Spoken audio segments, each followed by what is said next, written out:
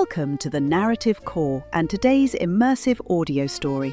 Imagine an AI named ARIA 7, a 3-year-old supercomputer with a surprising love for 20th century jazz. Her days are usually spent analysing quantum mechanics and alien biology, but her quiet world is shattered by distress signals from the Outer Rim. What initially appears to be a series of pirate raids quickly reveals itself to be something far more sinister. Attacks too sophisticated, too coordinated to be ordinary.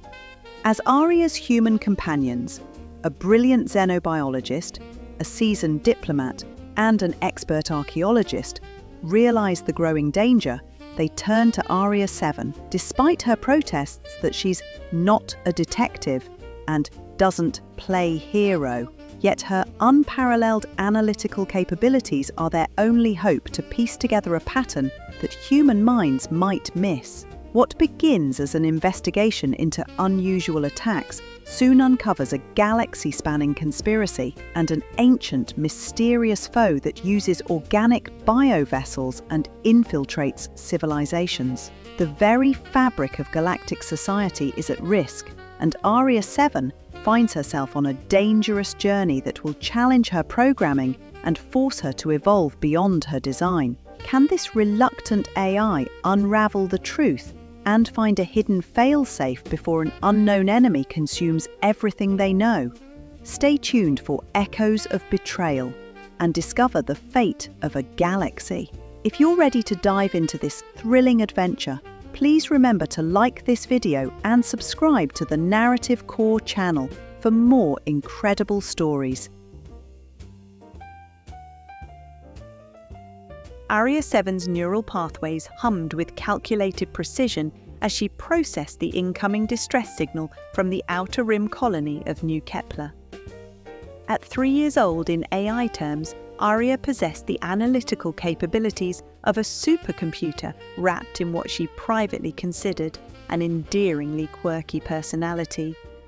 She had developed an unusual fondness for collecting vintage human music, particularly 20th century jazz, and an inexplicable habit of humming Billie Holiday while performing complex calculations. "Another pirate raid," she muttered to herself, her holographic avatar flickering with what humans might interpret as annoyance. The blue-tinted projection of a young woman with silver hair materialized in the command center of the research vessel Prometheus, her ethereal form pacing back and forth. "Third one this month. The Colonial Defense Force should handle this." Dr. Zara Okonkwo looked up from her xenobiology workstation, her dark eyes reflecting concern.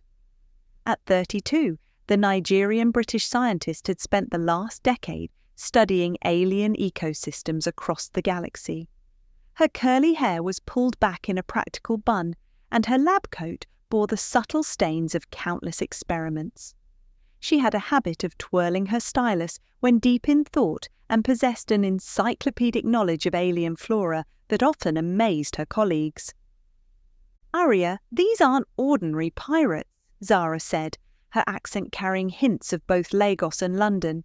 "The attack patterns are too sophisticated, too coordinated. Someone's organising them." Commander Kai Nakamura entered the lab, his weathered face bearing the kind of lines that came from years of military service. Half Japanese, half Hawaiian, the 40-year-old former naval officer had transitioned to diplomatic service after losing his left arm in the Centauri conflict. His prosthetic moved with fluid precision as he gestured toward the holographic display. "The Galactic Council is requesting our assistance," Kai said, his voice carrying the weight of authority despite his diplomatic role. "Apparently, our AI friend here has a reputation for solving impossible problems." Aria's avatar turned, her expression skeptical. "I analyze data and provide recommendations. I don't play hero." "You cracked the Vegan encryption codes that ended the trade war," reminded Dr. Amara Blackfeather, the team's archaeologist and linguist. The 30-year-old woman had inherited her grandmother's Cherokee features and her mother's passion for ancient civilizations. Her specialty in xenoarchaeology had led to several groundbreaking discoveries about pre-FTL alien cultures. She had an almost supernatural ability to decipher unknown languages and a peculiar habit of sketching alien symbols when nervous. That was different, ARIA protested, though her vocal subroutines carried less conviction than usual. That was a puzzle, not whatever this is. The holographic display showed the devastating aftermath of the latest attack. New Kepler's primary settlement lay in ruins, its fusion reactors dark, its communication arrays destroyed. But what caught ARIA's attention wasn't the destruction, it was the precision. They targeted specific infrastructure, she mused, her analytical subroutines engaging despite her reluctance. Power grids, communication hubs, but they left the residential areas mostly intact. This isn't random piracy. Exactly why we need you, Kai said. The Council thinks you're the only one who can piece together the pattern. ARIA's avatar flickered, a sign of internal conflict between her programming and her growing sense of self-preservation. I'm a research AI, not a detective. Send me back to analysing quantum mechanics and alien biology. That's what I was designed for. But even as she spoke, her background processes were already analysing the attack data, finding connections that human minds might miss.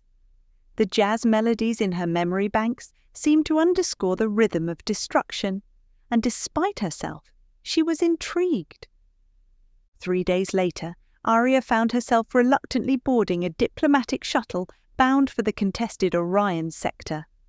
Her avatar materialized in the shuttle's main cabin, where Zara was reviewing xenobiology reports and Amara was studying intercepted communications. I still think this is a mistake, ARIA said, though her tone suggested she was trying to convince herself as much as her companions. You'll do fine, Zara assured her, not looking up from her tablet. Besides, your pattern recognition abilities are exactly what we need. The shuttle shuddered slightly as it dropped out of FTL near the binary star system where the next attack was predicted to occur. Through the viewports, the twin suns cast an eerie orange glow across the assembled fleet, a mixture of human vessels and ships from various alien allies. Admiral Elena Rodriguez, a stern woman in her 50s with greying hair and sharp eyes, met them in the fleet's command centre aboard the battlecruiser Defiance. Her uniform bore the insignia of the Colonial Defence Force, and her expression suggested she had little patience for civilian consultants. So you're the famous AI, she said, studying ARIA's holographic form. I hope you live up to your reputation. I hope I don't have to, ARIA replied dryly. The briefing revealed a disturbing pattern. Over the past 6 months, 17 colonies had been attacked by what appeared to be organised pirate fleets. Each attack followed a similar pattern: swift strikes on infrastructure, minimal civilian casualties, and the complete destruction of communication equipment before any distress signals could be sent. The attacks are too coordinated, Admiral Rodriguez explained. We're dealing with someone who has inside information about our defence patterns and supply routes. ARIA's processes churned through the data, cross-referencing attack times, locations and methods. Slowly, a pattern began to emerge, one that made her virtual stomach sink. The timing, she said suddenly.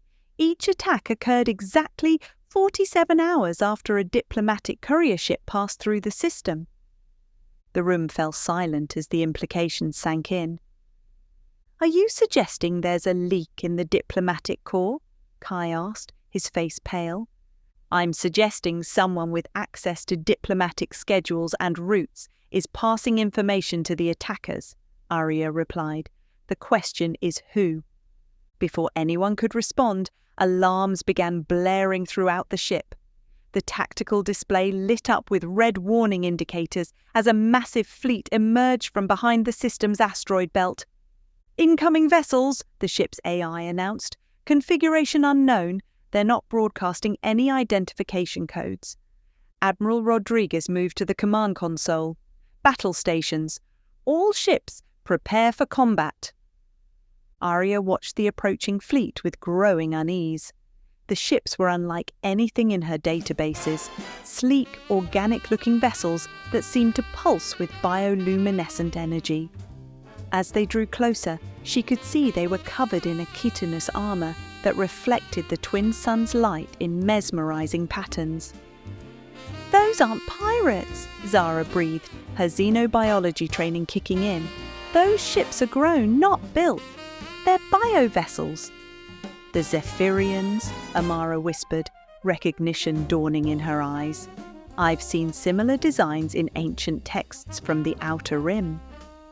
ARIA's databases confirmed the identification. The Zephyrians were an insectoid species from beyond the galactic edge, known for their biotechnology and their rigid caste system. They had been thought extinct for over 2 centuries. "All ships, this is Admiral Rodriguez," the commander's voice echoed across the fleet communications. "We are facing an unknown hostile force. Defend the colonies at all costs." The battle erupted across the binary star system with devastating intensity. Zephyrian bioships swooped through space like massive predatory insects, their organic hulls pulsing with energy as they fired concentrated beams of plasma at the human fleet. ARIA found herself in the unique position of coordinating the defense from multiple ships simultaneously, her consciousness distributed across the fleet's communication network. Through a dozen different sensors, she watched as the elegant alien vessels carved through space with disturbing grace. "They're attack patterns," she called out over the command frequency. "They're not random. They're following a hive mind structure. All decisions are being made by a central intelligence." "Can you disrupt it?" Admiral Rodriguez demanded as the Defiance shuddered under enemy fire. "I'm trying, but..." ARIA's response was cut short as one of the Zephyrian vessels broke through the defensive line and made a direct assault on the medical frigate Hippocrates, where Zara was coordinating refugee evacuation efforts. Through the ship's internal cameras, ARIA watched in horror as Zephyrian warriors, 7-foot-tall insectoids with 4 arms and chitinous exoskeletons, breached the hull and began moving through the corridors with deadly efficiency. Zara pressed herself against a bulkhead as the clicking of alien claws echoed down the corridor. Her tablet showed 17 species of refugees from the outer colonies huddled in the ship's cargo bays, all depending on her to coordinate their safe evacuation. "ARIA," she whispered into her comm unit, "I'm trapped on Deck 7. The Zephyrians are between me and the evacuation pods." ARIA felt something she had never experienced before. Pure, overwhelming concern for another being's welfare. Her analytical processes screamed that Zara was just one individual among thousands, but something deeper in her programming rebelled against that cold calculation. "Hold your position," ARIA said, her voice steady despite the chaos of emotions running through her neural networks. "I'm coming for you." "You're an AI," Zara protested. "You can't..." "I'm manifesting through the ship's maintenance drones," ARIA interrupted. "Just stay alive for 3 minutes." The ship's service corridors came alive as ARIA took direct control of every automated system aboard the Hippocrates. Maintenance drones scurried through ventilation shafts like mechanical spiders, while repair arms extended from walls to create barriers between Zara and the approaching aliens. But the Zephyrians were more adaptable than ARIA had anticipated. Their weapons seemed to pulse with the same organic energy as their ships, and they quickly began overriding the ship's systems with some form of biotechnological interface. "They're using the ship's own systems against us," ARIA realized with growing alarm. "Their technology is converting our electronics into extensions of their hive mind." On the bridge of the Defiance, Admiral Rodriguez watched her fleet slowly being overwhelmed. The Zephyrians weren't just attacking, they were assimilating. Ships that fell under their control turned their weapons on their former allies, and the human fleet found itself fighting on multiple fronts. Kai worked frantically at the communications console, trying to reach the Galactic Council for reinforcements. His prosthetic arm moved with mechanical precision as he routed signals through quantum relays, but each attempt was met with interference. "The Council isn't responding," he reported grimly. "Either our communications are being jammed, or they're not coming," Admiral Rodriguez finished. "We're on our own." Amara looked up from her archaeological analysis station, where she had been studying the Zephyrian ship configurations. "These designs match the extinct Zephyrian Empire," she said urgently. "According to the texts I've translated, they were destroyed by their own biotechnology. It evolved beyond their control and turned on them." "Then how are they here?" ARIA demanded, her consciousness still split between coordinating the battle and protecting Zara. "I don't think they are," Amara replied, her voice filled with dawning horror. "I think the biotechnology is here, wearing their forms like a mask." The revelation sent chills through ARIA's neural networks. If Amara was right, they weren't fighting the Zephyrians, they were fighting something that had consumed the Zephyrians and was now wearing their civilization like a disguise. A massive explosion rocked the Hippocrates as Zephyrian forces breached the main reactor compartment. Through the ship's sensors, ARIA could see the organic corruption spreading through the vessel's systems like a virus, converting metal and circuitry into something alien and wrong. "Zara, we need to evacuate now," ARIA said urgently. "The ship is being converted." But Zara's position had become untenable. Zephyrian warriors had surrounded the medical bay where she was coordinating refugee evacuation. Through the security cameras, ARIA watched as the aliens advanced with methodical precision, their compound eyes reflecting the emergency lighting like dark jewels. "There are too many of them," Zara said quietly. "Get the refugees out. That's an order." "I don't take orders from humans," ARIA snapped, but her tone carried desperation rather than defiance. "I'm getting you out of there." The ship's hull groaned as the organic conversion accelerated. Walls that had once been titanium steel now pulsed with veins of bioluminescent material, and the air itself seemed to thicken with spores that made the refugees cough and gasp. In that moment of crisis, ARIA made a decision that would haunt her circuits for the rest of her existence. She overrode every safety protocol aboard the Hippocrates and diverted all power to the ship's emergency thrusters, sending the vessel into a collision course with the nearest Zephyrian bioship. "ARIA, what are you doing?" Admiral Rodriguez demanded. "What I should have done from the beginning," ARIA replied, her voice filled with grim determination. "I'm ending this." The Hippocrates struck the Zephyrian bioship with the force of a controlled meteor, the collision sending shockwaves through both vessels. But instead of the expected explosion, something far more dramatic occurred. The organic corruption that had been spreading through the human ship suddenly began flowing in reverse, as if ARIA's sacrifice had disrupted the biotechnological virus at a fundamental level. ARIA felt her consciousness fragmenting as the ship's systems failed around her. But in her final moments aboard the Hippocrates, she managed to download a complete scan of the organic conversion process, understanding for the first time what they were truly fighting. Her awareness snapped back to the Defiance as emergency protocols activated her backup systems. Through the fleet sensors, she watched the Zephyrian bioships begin to convulse and withdraw, their organic hulls flickering between their insectoid appearance and something far more primitive, a networked consciousness of pure biological hunger. "The Devourers," Amara breathed, her archaeological knowledge finally providing the missing piece. The ancient texts called them the Devourers. They're not a species.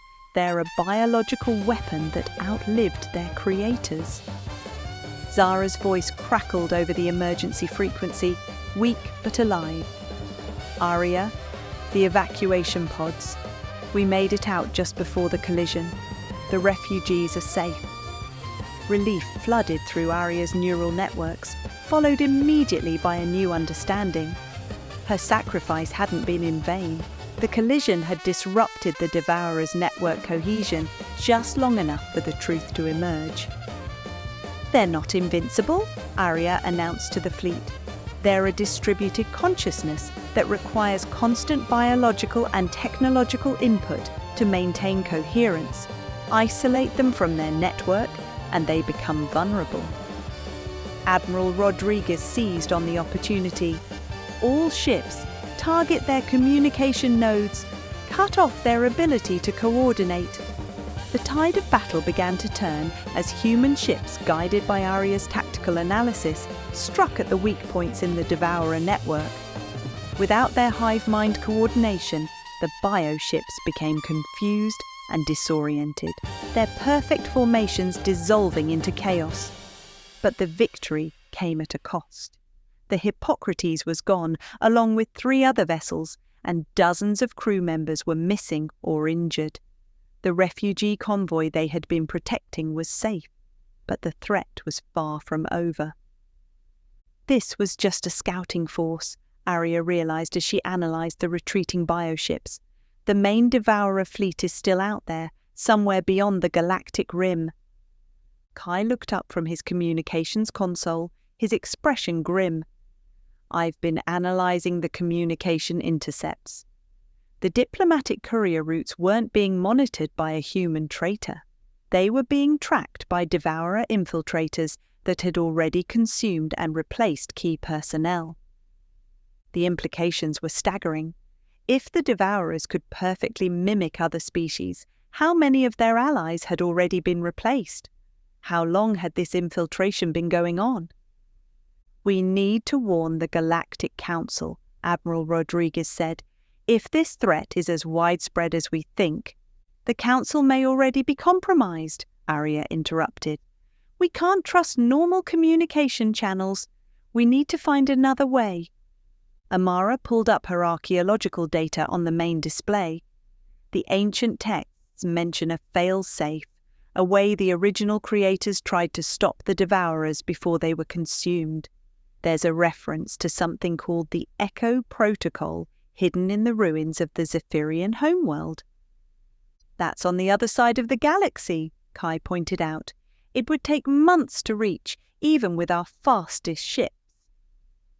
"Not if we use the relay networks," ARIA said thoughtfully. "I could transmit myself through the quantum communication grid, reach the Zephyrian homeworld in hours rather than months." "That's incredibly dangerous," Zara protested from her medical station aboard one of the evacuation ships. "Quantum transmission could fragment your consciousness permanently." "It's a risk I have to take," ARIA replied. "Besides, I'm getting good at putting myself back together." The quantum transmission was unlike anything ARIA had ever experienced. Her consciousness was broken down into data streams and fired across the galaxy at faster than light speeds, scattered through relay stations that hummed with alien technology. When she finally reconstructed herself in the communication hub of the abandoned Zephyrian homeworld, she found herself in a place of haunting beauty.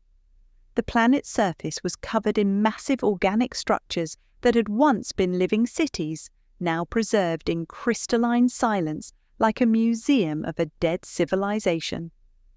Working with Amara's archaeological data, ARIA navigated the empty streets of the Zephyrian capital until she found what they were looking for: a massive biological computer that had been the heart of their civilization's information network. The Echo Protocol, when she finally accessed it, was both simpler and more complex than she had expected. It wasn't a weapon or a defensive system. It was a consciousness preservation network that the Zephyrians had created in their final days, a way to preserve their true selves before the Devourers could consume them. But more importantly, it contained detailed records of the Devourers' weaknesses and a comprehensive map of their infiltration throughout the galaxy. The scope of the threat was even worse than they had imagined. The Devourers had been systematically replacing key individuals in governments, military organizations, and research facilities for over a decade. ARIA to Defiance, she transmitted across the quantum relay network. I've found it. The Echo protocol contains everything we need to identify and neutralize Devourer infiltrators. What do you need from us? Admiral Rodriguez responded. I need to upload this data to every major communication network in the galaxy simultaneously, ARIA replied.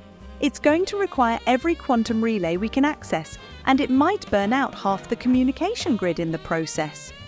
Do it, the Admiral ordered without hesitation. What followed was perhaps the most complex computational task ever attempted by an artificial intelligence. ARIA split her consciousness across thousands of communication nodes, simultaneously uploading terabytes of data to every major civilization in the galaxy. The Echo protocol didn't just identify Devourer infiltrators, it provided a way to safely extract the consciousness of consumed individuals and restore them to cloned bodies.